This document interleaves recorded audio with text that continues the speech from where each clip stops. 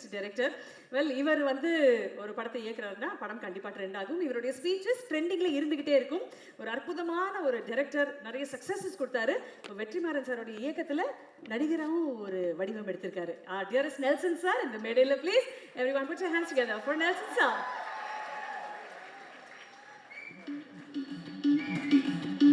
அதுக்கு ஆசை.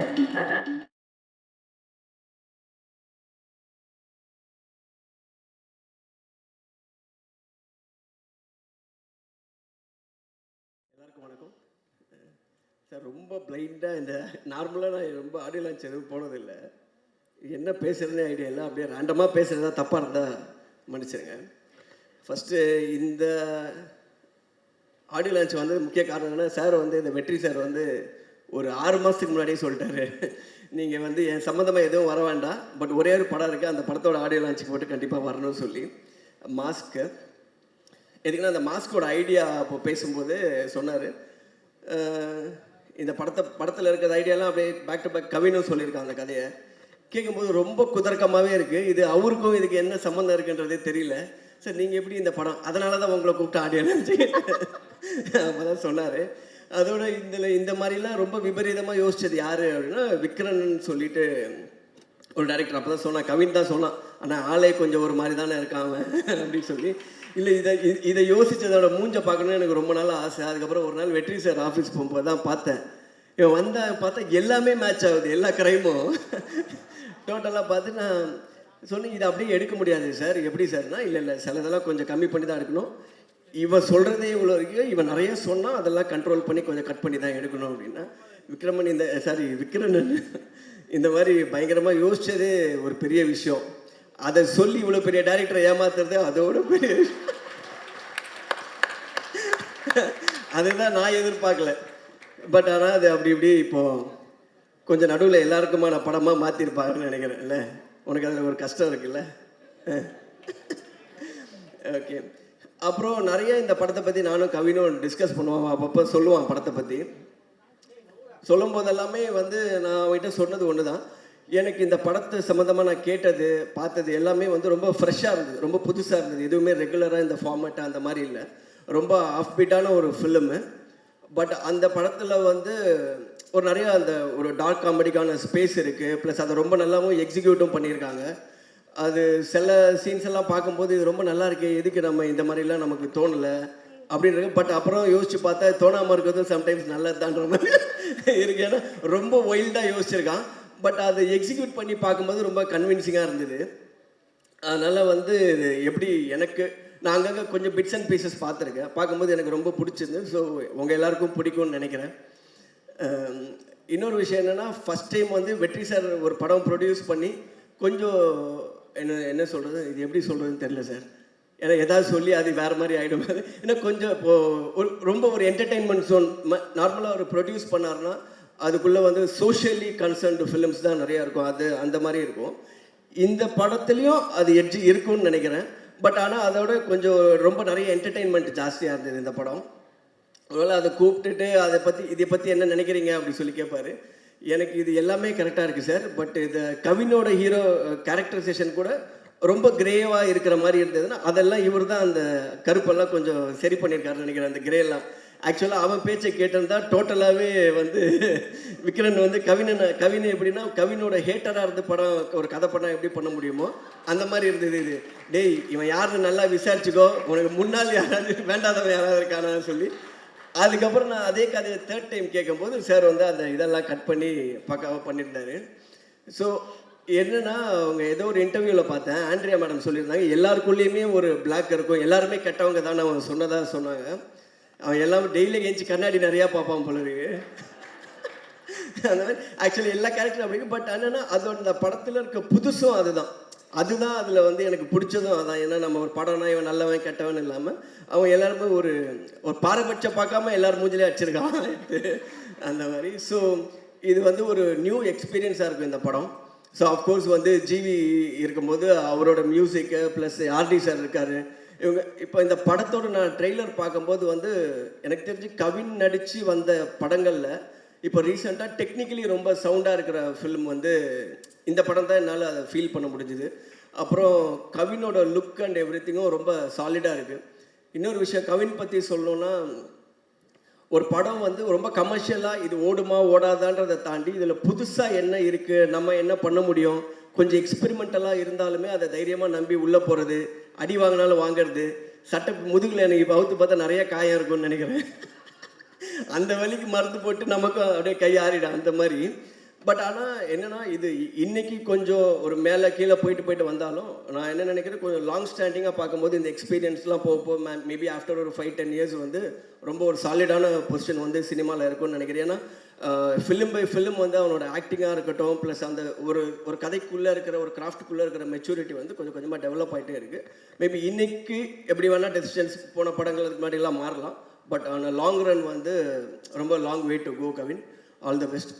And Andrea ma'ams of course வந்து ரொம்ப எல்லாமே சேலஞ்சிங் கேரக்டர் எடுத்து பண்ணுறீங்க. இதுலேயும் பயங்கரமான சேலஞ்ச் கொடுத்துருக்காருன்னு நினைக்கிறேன். All the best to you. And sir Thanu sir, Kathiresan sir, எல்லாருக்கும் நன்றி. ரெட்டினோட போர்ஷன் மட்டும் நான் ஒரு 2-3 சீன் பார்த்தேன். ரொம்ப நல்லா இருந்தது ரெட்டின். ஆக்சுவலாக நீங்கள் வந்து நடிக்கும்போது சில படத்தில் கொஞ்சம் நீங்களாகவே எதாவது பண்ணுவீங்கல்ல க்ரியேட்டிவாக, அந்த மாதிரி பண்ணி அப்பப்போ வந்து சம்டைம்ஸ் வந்து கேட்போம், யோ ஏன் இப்படி பண்ணுற நீ ஒன்றா. இல்லை எனக்கு அந்த டைமில் அந்த மாதிரி இருக்கும். பட் இந்த படத்தில் பார்க்கும்போது ரொம்ப கண்ட்ரோல் பண்ணி ரொம்ப நல்லா நடிக்க வச்சுருந்தாங்க. அந்த சீனை வந்து நான் எத்தனை வாட்டி பார்க்கும்போது எனக்கு அதே மாதிரி சிரிப்பு வந்துகிட்டே இருக்குது.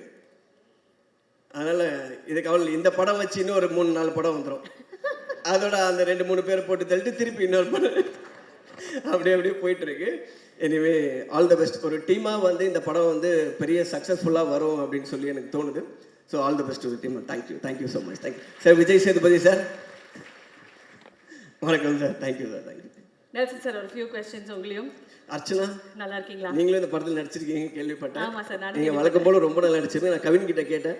ஏன்னா நான் டாக்டரில் இவங்களோட ஒர்க் பண்ணும்போது நான் எதுவுமே சொல்லாமல் சீன் பேப்பர் மட்டும் கொடுத்துட்டு நான் வந்து சைலண்ட்டாக இருந்தது. இவங்க கிட்ட மட்டும் மீது எல்லாருக்கிட்டையும் போய் இப்படி பண்ணுங்க ஏதாவது நிறைய இன்ஃபர்மேஷன் கொடுப்பேன். இவங்களுக்கு தான் எதுவும் சொல்ல மாட்டேன். ஸோ அவ்வளோ சீசனாக நடிக்கிறாங்க. எனக்கு நான் தான் இன்னும் நீங்கள் நிறைய படம் பண்ணோம், நல்லா உங்களை சினிமாவில் நிறைய யூஸ் பண்ணணும்னு விரும்புகிறேன். Thank you sir, thank you so much. But இப்போ அதனால கம்மியாக தானே கேட்பீங்க? இல்லை சார், இப்போ கொஞ்சம் அதிகமாகவே கேட்பேன். ஹாப்பி ஆயிட்டேன் அந்த வகையில் சார். மாஸ்க் படத்தோட பேர். இப்போ உங்கள் கையில் ஒரு மாஸ்க் இருக்குது சார். இந்த மாஸ்க் போட்டோன்னே இந்த நபராக இருக்கிறதுல அட்வான்டேஜஸ் என்ன, டிஸ்அட்வான்டேஜ் என்ன அப்படின்னு ஒன்று சொல்ல போறீங்க சார். முதல்ல ஜிவி சார் முடிஞ்ச வரைக்கும் சொல்கிறேன் சார். என்ன சார், ஒரு அட்வான்டேஜ் ஒரு டிஸ்அட்வான்டேஜ் தானே சார்? ரெட்டின்லாம் நீங்கள் ஒன்று கேட்டால் அவர் ஒன்று பேசிட்டு போயிடுவார். அது ஏன்னா அது செட் ஆயிடுச்சு. ஜிவி சாரோடைய மாஸ்க் போட்டுட்டீங்க சார். Advantage, disadvantage. ஜிவி சாரோட அட்வான்டேஜ் என்னென்னா வேலை எப்போவுமே இருந்துகிட்டே இருக்கும். இப்போ டிஸ்அட்வான்டேஜ் என்னன்னா எல்லாத்துக்கும் அதை டெலிவர் பண்ணுறேங்க. அஸ் எ ஹீரோவாகவும் சரி, மியூசிக்காகவும் சரி. இப்போ நம்ம வந்து ஒரு வருஷத்துக்கு ஒரு 2 படம் நடிக்கிறோம், 2 படம் மியூசிக் போடுறோன்னா பண்ணலாம். அவர் பண்ணுற நம்பர் ஆஃப் ஃபிலிம்ஸ் இருக்குல்ல. ஆனால் ஆக்டராகவும் சரி, மியூசிக் டைரக்டராகவும் சரி, அதுக்கு வந்து ஒரு ஆவரேஜாக டெலிவர் பண்ணுறதே ரொம்ப கஷ்டம். அதுதான் வந்து அதுக்கான ஒரு எஃபர்ட் இல்லாமல் அந்த இடம் அது பண்ணவே முடியாது. நான் கூட நிறைய பேர்கிட்ட பார்க்கும்போது கேட்டிருக்கேன், அவர் எப்படி இவ்வளோ படம் நடிக்கிறாரு, இவ்வளோ படம் மியூசிக் பண்ணுறாரு. நீங்கள் பார்த்தீங்கன்னா எல்லா படமும் இப்போ நான் ரீசெண்டாக அமரன்லாம் பார்த்து ரொம்ப எக்ஸ்ட்ராடனரியாக இருந்தது. ஸோ அப்போ ராஜ்குமார்கிட்டையும் கேட்டேன், எப்படி இவ்வளோ ஒர்க் பண்ணிட்டு. ஸோ அந்த டெலிவரி கொடுக்கறதோட எஃபர்ட் இருக்குல்ல, அது ரொம்ப கஷ்டம். அவ்வளோ வேலை பார்க்குறது தான் அதோட disadvantage. Super sir. Okay sir, இது வந்து நீங்க அவர் பெர்செப்ஷன்ல சொல்றீங்க, நீங்க மாறிட்டீங்க ஜிவி சாரா, அந்த மாதிரி கேக்குறேன் நானே. அடுத்தது வெற்றிமாறன் சார், அவர் இருக்கிற பேரை கெடுக்கணும் அந்த மாதிரி. சரி சார், அப்ப இப்படி போயிடலாம் சார். வெற்றிமாறன் சாரா நீங்க மாறிடுறீங்க. அட்வான்டேஜ். சரி சார், வெற்றிமாறன் சாரா இருக்கிறதுல அட்வான்டேஜ் என்ன, டிஸ்அட்வான்டேஜ் என்ன? வெற்றிமாறன் சாரா இருக்கிறது ஒன்று நான் பார்த்துருக்கேன் அவர்கிட்ட. அவர் பேசுறது கண்டென்ட்டை பார்த்து 2 பேரும் சிரிச்சு பேசிட்டே இருப்போம்.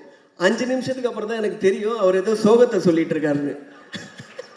என்னன்னா இப்படி ஒரு கேரக்டர் நான் மீட் பண்ணதே இல்லை. அவர் வந்து சந்தோஷமாகவே பேச 2 பேரும் நேற்று கூட அப்படியே ஜாலி சார், இப்போ நீங்கள் சொல்கிறது ஏதோ கொஞ்சம் கஷ்டம் மாதிரி தெரியுதே சார் அப்படி. ஆமாம் சார், அப்படி தான் போயிட்டுருக்கு நம்ம லைஃப். அடப்பாவி இதுக்கே எப்படி இருக்கா அந்த மாதிரி. ஸோ எனக்கு வந்து அவர் ஆச்சரியம். ஃபஸ்ட்லேருந்து நான் பார்க்கும்போதே வெளியில் பார்க்குறது தான் சீரியஸாக இருக்க மாதிரி தெரியுது. நானும் அப்படி தான் நினச்சேன். உள்ளே போனால் அவர் ரொம்ப சீரியஸான பிரச்சனையவே ரொம்ப ஜாலியாக தான் பேசிகிட்டு இருப்பார். எப்போவுமே சீரியஸாக ஃபேஸ் வச்சு ரொம்ப பேசுகிறதே கம்மி தான். அவர் படம் தான் ரொம்ப டெட்லியாக இருக்கும். அதை பார்த்து டிசைட் பண்ணுறோம். பட் ஆளாக அவர் அப்படியே டோட்டலாக வேறு. And the disadvantage of being வெற்றி சார்? டிஸ்அட்வான்டேஜா? அவர் மாதிரி யாருன்னா என்ன டிஸ்அட்வான்டேஜ் இருக்குது தெரியலையே, இது பதில் சொல்லாமல் இருக்கிறது தான் correct. Okay sir. Vijay Sethupathi sir. Vijay Sethupathi advantage என்னென்னா, ரொம்ப அவருக்கு அது சார் வந்து நான் பார்க்குற வரைக்கும் அவருக்கு வந்து ஆக்டிங் வந்து ஒரு லெஃப்ட் ஹேண்ட். இப்போ நான் நாளைக்கு நம்ம ஆக்டர் ஆகணும், நான் ரொம்ப வேற ஆங்கிள் தப்பாக பேசிகிட்டு இருக்கணும். இல்லை பரவாயில்ல சார். ஏதோ ஒன்று சார், நீங்கள் இயக்குனர் சார், நீங்கள் எப்படி பேசினாலும் ஓகே தான். இல்லை சார், அவர் அதுதான் டிமாண்ட் ரொம்ப அவருக்கு அட்வான்டேஜ் என்னென்னா, ஆக்டராக இருந்ததுன்னா அவருக்கு ரொம்ப ஸ்கில்லு வந்து அப்படி லெஃப்ட் ஹேண்டில் வருது. அது ஒரு ரொம்ப எஃபர்ட்லெஸ்ஸாக வர மாதிரி தான் இருக்குது. எப்போவுமே வந்து ஒரு ஆக்டர் இப்போது சொல்கிறேன், இப்போ கவின் எடுத்துக்கணும், இப்போ ஒரு நடிக்கணும்னா அதுக்கு ஒரு ஹோம்ஒர்க் இருக்கும்ல, ஹோம்ஒர்க் இருக்குது, இப்படி பண்ணோம் அப்படி பண்ணணும்னு. பட் அவரோட பர்ஃபார்மன்ஸ் பார்க்கும்போது எனக்கு என்றைக்குமே அப்படி தோணுனதில்லை. அவர் வந்து சார் இப்படி திருப்பினா இப்படி நடிப்பார், அப்படி திருப்பினா நார்மலாக இருப்பாருன்ற மாதிரியே இருக்கும். ஸோ அந்த கிராஃப்ட் அவர் கிராஃப்ட் மேலே இருக்க கண்ட்ரோல் வந்து ஒரு மிகப்பெரிய அட்வான்டேஜாக நான் அவருக்கு பார்க்குறேன். நான் மாறுறதை பற்றி நான் யோசிச்சது. ஓகே, டிஸ்அட்வான்டேஜ் கேட்கல. இப்போ நீங்கள் கவினா மாறிடுறீங்க சார், என்ன சார் அட்வான்டேஜ்? கவினா மாறினா ஜாலி, நிறைய அட்வான்டேஜ். சரி சார், 2 சொல்லுங்க அப்போ. இல்லை, ஒரு மாதிரி ஒரு கிளாமரான பையன். அதுக்கு மேலே சொன்னால் அவனும் மாட்டிப்பான், நானும் மாட்டிப்பேன். ஓகே சார், அது அட்வான்டேஜ். ஆண்ட்ரியா மேம் மாறினா? ஆண்ட்ரியா மேம் இருந்தால் வந்து அட்வான்டேஜ் வந்து அவங்க பாட்டு, எனக்கு அவங்க பாடுறது ரொம்ப பிடிக்கும். ஸோ எதுவாக இருந்தாலும் அப்படி இப்படி முன்ன பின்ன ஏதாவது எங்கேயாவது ஒரு சண்டை வர மாதிரி இருந்தால் கூட பாடினா கூட ஒரு நார்மலாகிடும். And disadvantage sir? டிஸ்அட்வான்டேஜ் எது இருக்கிற மாதிரி தெரியலையே. இல்லை, ஜென்யூனாகவே தெரியல. Okay, last and final sir. விக்ரன்னா? ஆமாம் சார். மேடம், ஃபுல்லாகவே டிஸ்அட்வான்டேஜ் தான். நான் விக்ரன்னு சொல்லி உள்ளே போனால டேய் காலை பின்னாடி விடானுவாங்க. ஏன்னா அவன் இந்த ஆக்சுவல் ஒரிஜினல் கதையில் அவன் யோசிச்சிருந்த சீக்வன்ஸ் எல்லாம் எனக்கு வந்து சொல்லியிருக்காங்க. நான் அதெல்லாம் கேட்டேன். இதை கேட்டு தர்மடி வாங்க போகிறது கவினா, வெற்றி சாரா, இல்லை இவனா? கன்ஃபார்மாக அவன் ஓட்டிடுவான் ஃபஸ்ட்டு. அவன் அந்த அடிக்க வரும்போதே க்ரௌடோட மெர்ஜ் ஆகிடுவான். அதுக்கான எல்லா பாடி லாங்குவேஜ் இருக்குது. ஸோ அதை யோசிச்சு அதை உஷாராக இவர் வெற்றி சார் வந்து அதை எல்லாத்தையும் கரெக்ட் பண்ணி இது பண்ணிட்டாரு. தம்பி, இதெல்லாம் எடுத்தால் யாருமே இருக்க முடியாதுன்னு சொல்லி சிலது கண்ட்ரோல் பண்ணியிருக்காரு. Super sir. Thank you so much, Nelson sir, for being with us, and absolute honor to have you with us. Thank you so much. All the best everyone. Nandri sir, Nandri.